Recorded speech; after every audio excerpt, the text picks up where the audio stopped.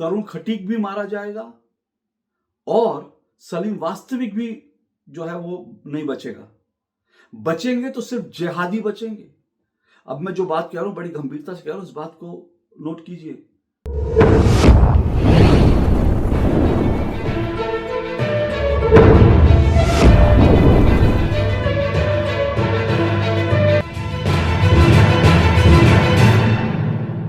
हिंदू असहिष्णु होते हैं, इनटॉलरेंट होते हैं। जो लोग खुद को हिंदू कहते हैं वो दिन भर हिंसा हिंसा हिंसा की बात करते हैं, नफरत नफरत नफरत फैलाते हैं। हिंदुत्व एक पॉलिटिकल आइडियोलॉजी है और जिस तरह से आतंकवादी होते हैं ठीक उसी तरह हिंदुत्व की आइडियोलॉजी वाले लोग भी होते हैं। जैसे आतंकवादी अपने सुपरमेसी की बात करते हैं, किसी और को टॉलरेट नहीं करते, बाकी सबको खत्म कर देना चाहते हैं, हिंदुत्व भी वैसी ही एक विचारधारा है। ऐसे बयान आपने पिछले कुछ सालों में एक दो बार नहीं सैकड़ों बार सुने होंगे, सैकड़ों बार। सड़क से लेकर संसद तक, टेलीविजन स्टूडियो से लेकर जो पब्लिक मीटिंग्स होती है वहां तक आपने ऐसे डायलॉग हजार बार, सैकड़ों बार सुने होंगे। लेकिन अब जबकि असली इनटॉलरेंट और असली नफरत और हिंसा को रिप्रेजेंट करने वाले लोग जब खुलकर अपनी नफरत और अपनी हिंसा दिखा रहे हैं, तो जो लोग ये कहते थे या ये कहते हैं कि हिंदुत्ववादी जो हैं वो नफरती होते हैं और जो खुद को हिंदू कहता है वो नफरत की बात करता है, हिंसा फैलाता है और हिंदू इनटॉलरेंट होते हैं, ऐसे तमाम बयान देने वाले अपने अपने बिलों में घुस गए हैं। उनके मुंह पर ताला लग गया है। ऐसा लग रहा है उन्होंने जैसे फेविकोल पी लिया है, उनके होंठ सिल गए हैं। अब देखिए, दो घटनाएं हुई। इन दो घटनाओं से जो मैं कह रहा हूं उसका अर्थ समझिए, उसके मायने समझिए। सिर्फ पानी के कुछ छींटे आप पर पड़ जाएं, उसके लिए आप किसी इंसान का खून बहा दें, इससे बड़ी नफरती सोच क्या हो सकती है। सिर्फ चंद पानी के छींटे आप पर पड़ जाएं, उसके बाद आप मार पिटाई कर कर आप जो है आधा दर्जन लोगों के हाथ पैर तोड़ दें और एक व्यक्ति की छाती पर सिल का बट्टा देकर मार दें और उसकी जान ले ले, इससे बड़ी हिंसा क्या हो सकती है। एक व्यक्ति जो आपके विचारों से सहमत नहीं है, वो अपने विचार प्रकट करता है, ऐसे विचार जो आपको पसंद नहीं है, तो आप उस व्यक्ति के घर में घुसकर उसका गला बेदर्दी से रेत देते हैं। इससे बड़ी हिंसक मनोवृत्ति, इससे बड़ी हिंसक सोच आपको कैसे मिलेगी, कहां मिलेगी। लेकिन क्या आपने इन सोच रखने वालों के खिलाफ क्या इन लोगों को बोलते सुना जो लोग कहते हैं कि हिंदू हिंसक होता है, हिंदू नफरती होता है, हिंदू असहिष्णु होता है, हिंदू आतंकवादी होता है। क्या आपने इन लोगों के मुंह से इस तरह की बात, इस तरह की घटनाओं का विरोध सुना? आप समझ गए होंगे मैं आज एक नहीं दो ऐसे इंसिडेंट की बात कर रहा हूं। हालांकि अगर मैं सोशल मीडिया पर बैठ जाऊं और सोशल मीडिया से ऐसे पिछले हफ्ते 10 दिन की तमाम खबरों को इकट्ठा करूं तो मेरे सामने एक दो नहीं दर्जनों दर्जनों दर्जनों खबरें जो है मेरे सामने आ जाएंगी, जिसमें किस तरह से ये जो नफरती सोच वाले लोग हैं ना, ये कैसे हिंदुओं को जान से मार रहे हैं, हिंदुओं के त्योहारों पर हिंसा फैला रहे हैं, कैसे हिंदुओं को टारगेट कर रहे हैं और टारगेट करने के बाद ये कहते हैं कि हम इंसान नहीं, हम बम हैं, हम किसी से नहीं डरते, हमें सिर्फ एक हुक्म मिल जाए तो हम इस देश को 15 मिनट में नहीं 5 मिनट में उड़ा देंगे। इस तरह की सोच रखने वालों की ऐसी दर्जनों जो है कहानियां इस वक्त मेरे सामने हैं। लेकिन मैं दो घटनाओं का जिक्र करूंगा और क्यों करूंगा उस बात को भी समझिए। एक दर्दनाक कहानी दिल्ली के उत्तम नगर के रहने वाले तरुण खटीक की है, जो अब दुर्भाग्य से हमारे बीच नहीं है, जिनकी जान जिहादियों ने ले ली। और जो दूसरी दर्दनाक कहानी है वो सलीम वास्तविक की है, जो दिल्ली और उत्तर प्रदेश के बॉर्डर पर रहते हैं। अब सलीम वास्तविक क्योंकि मुस्लिम हैं, मुस्लिम थे यूं कहना चाहिए, लेकिन उनको लगा इस्लाम में बहुत सारी बुराइयां हैं, उनको मुसलमानों में बहुत सारी दिक्कतें दिखी और उसके बाद वो जो है कन्वर्ट हो गए। उन्होंने कहा कि अब मैं इस्लाम को छोड़ रहा हूं और इस्लाम छोड़ करके उन्होंने इस्लाम में जो खामियां हैं, बुराइयां हैं, वो बतानी शुरू करी। अब जिहादियों को ये पसंद नहीं आया तो क्या किया जिहादियों ने, सलीम वास्तविक के घर में घुसकर उनका गला बेदर्दी से रेत दिया। दो दो जिहादी थे और दोनों भाई थे, एक ही पिता की दोनों संतान थे। आप सोच सकते हैं, दो भाई क्रिकेट खेलते हैं आपस में, दो भाई आपस में गिल्ली डंडा खेलते हैं, दो भाई आपस में कोई भी स्पोर्ट्स खेलते हैं, दो भाई आपस में कंपटीशन करते हैं कि कौन ज्यादा नंबर लाएगा। लेकिन यहां पर दो जिहादी भाई ये कंपटीशन कर रहे थे कि सलीम वास्तविक का गला बेदर्दी से कौन रेतेगा। ये कौन सी शिक्षा, कौन से मजहब में शिक्षा मिलती है इंसान का गला इस तरह से रेत देना बेदर्दी से? इंसान तड़प रहा है, चिल्ला रहा है, आप उसका गला रेत रहे हैं सिर्फ इसलिए क्योंकि वो जो विचार रखता है वो विचार आपको पसंद नहीं। ये कौन से मजहब में लिखा है कि अगर आपका किसी से विचार मेल नहीं खाता तो उसकी गर्दन रेत दो? कौन सा मजहब सिखाता है? मुझे बताने की जरूरत नहीं, आप खुद सोचिए आखिर कौन लोग हैं इस तरह के जिहादी लोग। अब देखिए, जो सलीम वास्तविक वाली कहानी है ना, हालांकि अच्छी बात यह है कि सलीम वास्तविक जो है उनका हॉस्पिटल में इलाज हो रहा है और प्रभु की जो है वो उनके आशीर्वाद से, प्रभु के आशीर्वाद से उनकी उम्मीद की जा रही है कि उनकी जान बच जाएगी, वो सुरक्षित बच जाएंगे। लेकिन जिस तरह से उनको मारा गया, जिस तरह से उनका गला रेता गया, वो बहुत बहुत दुर्भाग्यपूर्ण है। और इस पूरे मुद्दे पर आपने उत्तर प्रदेश से लेकर दिल्ली तक ये जो सेकुलर नेताओं की लॉबी है, आपने किसी के मुंह से आपने बयान सुना? किसी ने ये कहा कि इस तरह से किसी भी मजहब, कोई हमारे मजहब को माने या ना माने, उसका विरोध करना और उसका गला रेत देना विरोध करने में ये गलत है? क्या आपने किसी भी नेता के इस तरह के बयान को सुना? अब अगर हिंदू भी यही करने लगे, जिन्हें लोग कहते हैं असहिष्णु होते हैं, जिन्हें लोग कहते हैं हिंसक होते हैं, जिन्हें नेता प्रतिपक्ष राहुल गांधी संसद में खड़े होकर कहते हैं कि हिंदू जो हिंदू कहता है वो हिंसा हिंसा हिंसा, नफरत नफरत नफरत की बात करता है। आप सोचिए कि हिंदू अगर वैसा हो जाए तो हिंदू क्या करेगा? हिंदू के भगवान राम को, मां लक्ष्मी को, काली माता को, भगवान हनुमान को और भगवान श्री कृष्ण को क्या क्या लोग जो है सोशल मीडिया से लेकर मीडिया तक क्या क्या लोग नहीं कहते? हिंदुओं को लेकर क्या क्या चीजें, डिसमेंटलिंग हिंदुत्व। हिंदू जो है, हिंदुत्व जो है, सनातन जो है, वो एड्स है, मलेरिया है, डेंगू है, इसको समूल नाश कर देना चाहिए, जड़ से मिटा देना चाहिए। ऐसे इस देश में सम्मेलन होते हैं। अगर हिंदू हिंसक होता, असहिष्णु होता, तो फिर इन सब के खिलाफ जो है हिंदू क्या क्या कार्रवाई नहीं करता। लेकिन आपने देखा हिंदू इस तरह की कार्रवाई करता है? नहीं करता। लेकिन जो लोग कार्रवाई करते हैं उनको ये लोग हिंसक नहीं बोलते जो हिंदुओं को हिंसक बोलते हैं, उनको ये लोग इनटॉलरेंट नहीं बोलते जो हिंदुओं को इनटॉलरेंट बोलते हैं। इससे ज्यादा शर्मनाक भला क्या हो सकता है? अब उत्तर प्रदेश में जिसने सलीम वास्तविक का गला रेतने की जो कोशिश की ना, उनको तो योगी बाबा ने 72 हूरों के पास पहुंचा दिया। अब मुझे नहीं मालूम ये कॉन्सेप्ट सही है नहीं है, मैं नहीं जानता, लेकिन ये कॉन्सेप्ट दिया जाता है ना आतंकवादियों को।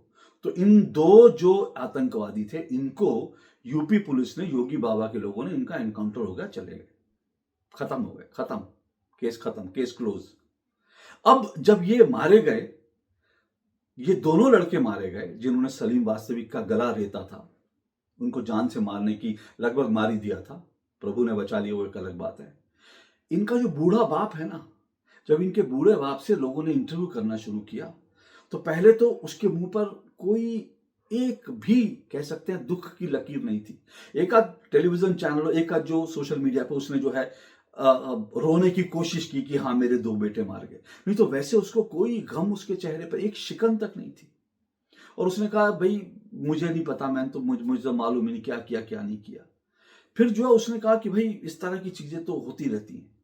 मतलब इस तरह से बेशर्मी से उसके बाप ने बयान दिया। और उसके बाद उसके बाप ने एक बयान दिया कि मुझे लगता है कि उनका एनकाउंटर नहीं होना चाहिए था, उनका एनकाउंटर नहीं होना चाहिए था, पुलिस पकड़ लेती, उनको कार्रवाई चलती, जो कुछ कानून के तहत होता होता।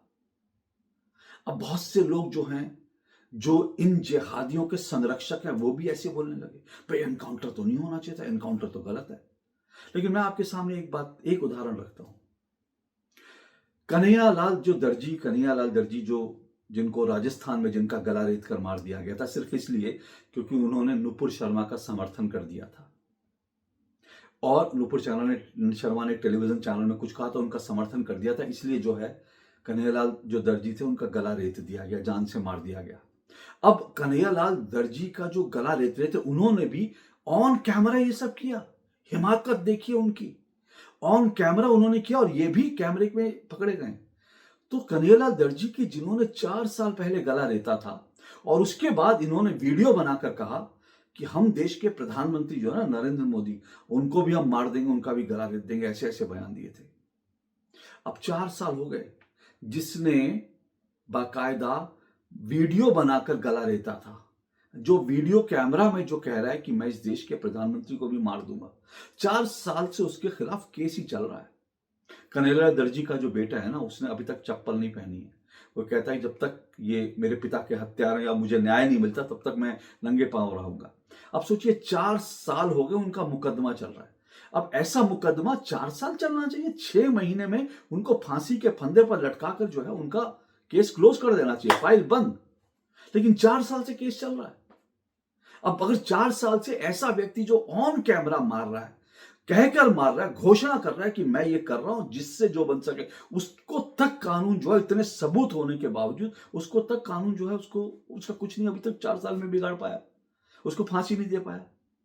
तो फिर ऐसे और जिहादी पैदा होंगे, क्योंकि उनको भी पता है मुकदमा चलेगा चलेगा और उसके बाद जिस दिन फांसी हो जाएगी, इस देश में कुछ पॉलिटिशियन, कुछ बुद्धिजीवी, कुछ पत्रकार जो है मर्सी पिटीशन लिखेंगे और उसके बाद यूएस से जो है दबाव डलवाया जाएगा, ब्रिटेन से दबाव डाला जाएगा, बीबीसी स्टोरी करेगा, न्यूयॉर्क टाइम्स स्टोरी करेगा कि भाई ये तो इन्होंने गलती में कर दिया था, इनको छोड़ दिया जाए। हीरो रातों रात इनको बना दिया जाएगा और अगर फांसी पे चढ़ गए तो जनाजे में इनके जो है लाखों लोग निकलेंगे और उसको उनको हीरो की तरह सेलिब्रेट करेंगे। इससे ज्यादा शर्मनाक क्या हो सकता है?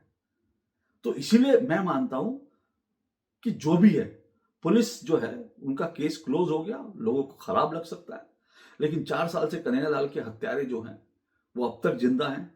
तो इसीलिए जो है यूपी में जो बाबा का जो ने किया ना, उसका लोग समर्थन इसलिए करते हैं। अगर कन्हैयालाल जैसे केस चलना है तो फिर तारीख पे तारीख पढ़नी है, तो उससे बेटर है कि पुलिस केस क्लोज कर दे। ये कानूनी तरीका नहीं है, ये जो है सही नहीं है। लेकिन सही हो उसके लिए हमारे देश में लोग क्या कर रहे हैं, हमारी कानून व्यवस्था से जुड़े लोग क्या कर रहे हैं, उनको सोचना है। मैं नहीं सोच सकता, मैं नहीं बता सकता। सही हो 6 महीने में फांसी हो, केस क्लोज, लेकिन वो काम मेरा नहीं है, वो जिनका काम है उनको करना चाहिए। नहीं तो फिर ऐसे ही होगा जो यूपी में हुआ। अब आ जाते हैं तरुण खटीक की कहानी पर। वो दर्दनाक कहानी है। क्या हुआ था? एक 6-7 साल की बच्ची के हाथ से गुब्बारा छूट गया। उसके हाथ से गुब्बारा छूटा और एक बुर्का नशी महिला के पास सड़क पर गिर गया। कुछ चंद पानी के छींटे उसके ऊपर आ गए और उस महिला ने इतना हंगामा कर दिया और उसके घर से लोग निकल निकल कर आए और जिस घर से गुब्बारा गिरा था उस घर में तोड़ फोड़ की, उस घर के पुरुषों को बेदर्दी से मारा, 2-4 के हाथ तोड़ दिए। और उसके बाद उनका जो एक युवा लड़का था तरुण खटीक, जब वो तरुण आता है घर पर बाइक लेकर के, तो उसको घेर के जो है सुअरों की तरह मार देते हैं। ये उनके हाथ में मतलब जो प्रत्यक्षदर्शी बता रहे हैं, उनके हाथ में जो है पता नहीं क्या क्या तरह के हथियार थे और कुछ हथियार नहीं था तो पत्थर थे।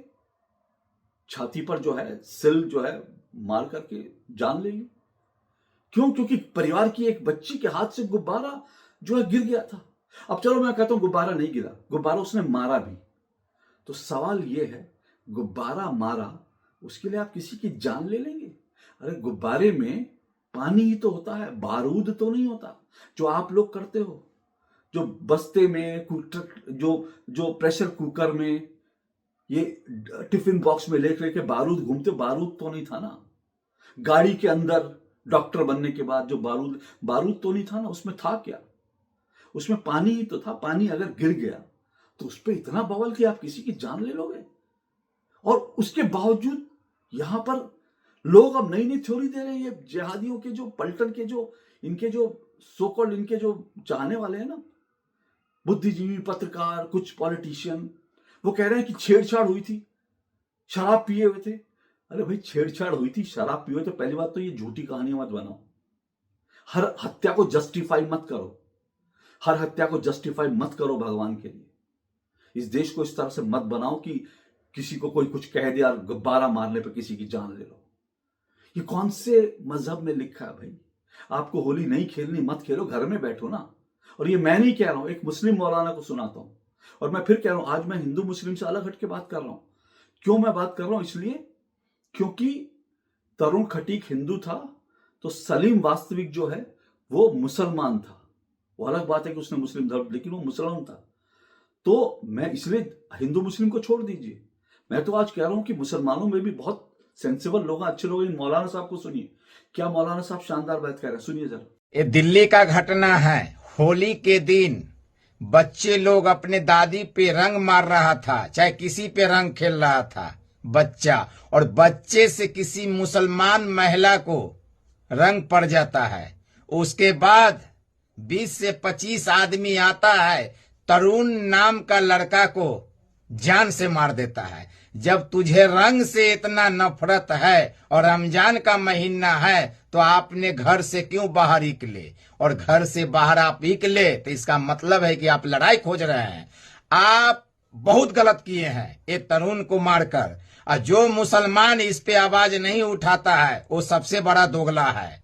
जब ईरान में लड़ाई हुआ आप उसको सपोर्ट किए, और ये दिल्ली का घटना है, इसको भी सपोर्ट कीजिए। गलती इस मुसलमान का है। वो तरुण भाई को जान से मार दिया, 20 से 25 आदमी जाके घर पे, एक थोड़ी सी रंग की वजह से। क्या दुनिया है भाई, इस पे भी आवाज उठना चाहिए। जब विदेश के लिए आप लोग आवाज उठाते हैं, तो हमारा इंडिया में एक हिंदू भाई मर गया तो मुसलमान को आवाज उठाना चाहिए इस चीज पे। और जो आवाज नहीं उठाता है, पक्का वो मुसलमान दोगला है। तो मुसलमानों में भी ऐसे लोग हैं जिनकी सोच ठीक है। सलीम वास्तविक भी उनमें से था, और ये मुल्ला जी भी उसी में से थे। इनकी बात सुन लो ना। इसलिए मैं कह रहा हूं, हिंदू सवाल हिंदू मुसलमान का नहीं है।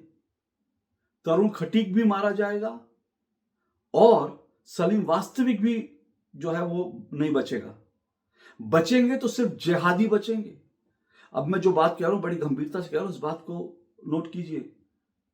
ये एक जो है एक पुराना गीत है हिंदी फिल्म का, तो हिंदू बनेगा ना मुसलमान बनेगा, इंसान की औलाद है इंसान बनेगा।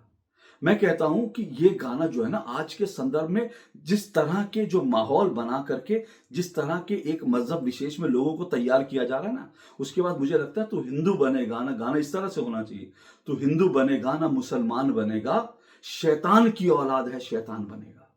जिसने तरुण खटीक को मारा ना, और जिसने सलीम वास्तविक का गला रेता, वो हिंदू मुसलमान नहीं थे, वो शैतान की औलाद थे। तो तू हिंदू बनेगा ना मुसलमान बनेगा, शैतान की औलाद है शैतान बनेगा। ये शैतान की औलादें हैं जो गुब्बारे पर, और इसमें वो महिला, उस महिला को तो पुलिस घसीट के लेगी। बहुत अच्छा किया जिस तरह से ये तरुण की हत्या के बाद, उसको बेदर्दी से मारने के बाद, उसका वीडियो आपने देखा, किससे बेशर्मी से पुलिस के सामने छाती निकाल करके सीन ऐसे करके चिल्लाते हुए जा रही है कि खबरदार जो मेरा ये किया, मेरा मैं ये कर दूंगी वो कर दूंगी। ना शर्म है ना डर है, और पुलिस ने झोंटे से पकड़ के खींचे लगी। बहुत सही किया, महिला पुलिस झोंटे से पकड़ के ले गई। और उसके बाद जब बुलडोजर कार्रवाई हुई ना, उसके बाद जब बुलडोजर चला, इलीगल मकान बनाकर रह रहे थे, जब बुलडोजर चला तो उसके बाद टेसुए बहाते हुए एक और आ गई घर की हीरोइन, हीरोइन ही कहूंगा, आकर नाटक कर रही है कि अरे छोटी सी बात को इतना थोड़ी घर तोड़ दोगे किसी का, छोटी सी बात पे ये थोड़ी करोगे। छोटी सी बात, तरुण खटीक की हत्या कर दी और आप छोटी सी बात कह रहे हो? एक परिवार से उसका बच्चा छीन लिया और छोटी सी बात कह रहे हो? कितने बेशर्म लोग हैं ये। इसीलिए मैंने कहा ये हिंदू मुसलमान का मामला नहीं, ये शैतान की औलादों का मामला है। ये शैतान की औलादें हैं, और ये शैतान की औलादें जो है ना, अगर इसी तरह से बढ़ती गई तो भारत में ना हिंदू बचेगा ना मुसलमान, ना सेंसिबल हिंदू बचेगा ना सेंसिबल मुसलमान बचेगा। सिर्फ शैतान की औलादें बचेंगी, ऐसी गला रेतने वाली, और जो है तरुण खटीक को पत्थर मारकर और इस तरह से मार मार के उनकी जान लेना, ऐसी ऐसी जो है शैतान की औलादें बचेंगी। बहुत बहुत खतरनाक, बहुत शर्मनाक है ये। हमको सोचना हम क्या कर रहे हैं, क्या इस तरह के हम जिहादियों को, हम क्या इनका इलाज हो, ये सोचना पड़ेगा। अब जो है वहां पर उसका इलीगल घर तोड़ा गया, और जो है परिवार ने यह भी बताया कि ये जो परिवार है ना जिसने तरुण खटीक की हत्या की, ये जो हत्या का जिस परिवार पर आरोप है, उस परिवार ने कुछ साल पहले, 12-13 साल पहले भी इसी तरह से होली पर एक बवाल किया था, और एक व्यक्ति के सर में 32 टांके आए थे। 32 टांके, एक व्यक्ति के सर में 32 टांके आए। और जो है वो बता रहे हैं कि वहां का शायद चुनाव पार्षद या उसके परिवार का कोई व्यक्ति था। आप सोचिए इतना दुस्साहस कि आप एक चुने हुए पार्षद के मतलब लोकल जो रिप्रेजेंटेटिव है उसके साथ उसके घर के लोगों के साथ है उसको 32 टांके लगे।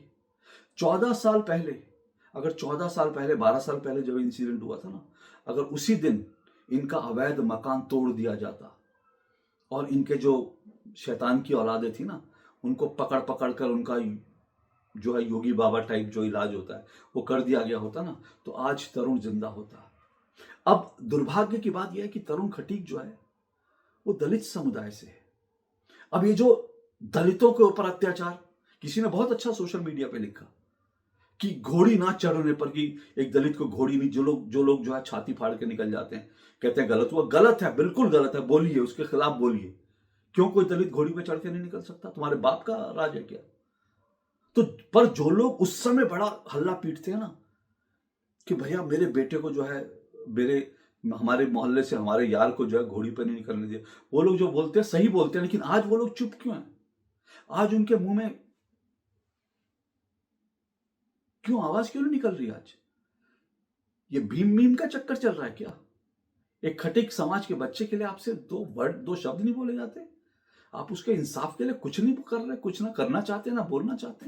देखिए जो कुछ हो रहा है बहुत खतरनाक है, बहुत शर्मनाक है। इसके खिलाफ आप सबको मिलकर आवाज उठानी होगी, चाहे वो तरुण खटीक हो या सलीम वास्तविक हो। ऐसे तमाम लोगों को इंसाफ मिलना चाहिए, और इंसाफ भी ऐसा कि फिर कोई सलीम वास्तविक के घर में घुसकर गला रेतने का सोचे बिना, उसकी पुश्ते तक ना सोचे। इस तरह की सजा मिलनी चाहिए। और सलीम खटीक मतलब के जो हत्यारे हैं, और ये भी मैं बता दूं, अब कुछ लोग उनको बचाने में जो लगे हुए हैं ना, ये हत्यारे लड़के ने खुद कबूल किया है। एक उसका वीडियो वायरल है जिसमें वो कह रहा है कि मैंने मारा। तो अब इसका भी केस चलाओगे क्या? भैया फाइल क्लोज कीजिए, मेरा निवेदन है, ऐसे लोगों की फाइल क्लोज कीजिए। जैसे सलीम वास्तविक के जो गला रेतने वाले थे उनकी जो फाइल क्लोज हुई ना, वैसे ही ऐसे हर हत्यारे की, हर शैतान की औलाद की फाइल क्लोज कीजिए। अगर ये तरीका ठीक नहीं लगता तो कानूनी तरीके से सोचिए, पर सोचिए ऐसे शैतान की औलादों की फाइल क्लोज कीजिए। 1 महीने में, 2 महीने में, 6 महीने में ऐसी क्लोज कीजिए कि उस फाइल के पन्ने जो है ना, वो पन्ने पढ़ के लोगों की रूह कांप जाए, ऐसे उनकी फाइल क्लोज कीजिए। इलीगल मकान तोड़िए, सब करिए, जो करना करिए, कानूनी रोज पर रोज सुनवाई करिए। 6 दिन में, 6 हफ्ते में जो है फांसी पर लटकाइए, और बताइए कि फांसी पर लटकने से पहले वो कितना तड़पड़ा था, ताकि फिर कोई शैतान की औलाद ऐसा करने का दुस्साहस न करे। आज के लिए इतना ही। नमस्कार।